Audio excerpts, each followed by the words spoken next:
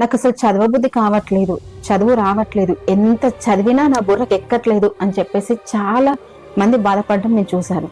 కానీ చదువు అనేది ఎందుకు రాదు? మీరు చదవాలి కదా, చదివితేనే చదువు వస్తుంది. చదవకుండా కష్టంగా చదువుతూ చదవడం అనే ఆలోచన రాగానే మీరు ఆటోమేటిక్గా అబ్బా చదవాలా అని చెప్పేసి ఇలా మొహం పెట్టేస్తే మీ ఆలోచనలో కూడా చదువును చాలా కష్టంగా మీరు ఫీల్ అవుతే చదువు ఎలా వస్తే చెప్పండి. అదే మీరు ఒక మూవీ చూడాలనుకోండి, కొత్తగా ఒక మూవీ రిలీజ్ అయింది, చూడాలి అంటే ఎంత ఎక్సైట్మెంట్ తోటి ఉంటారు.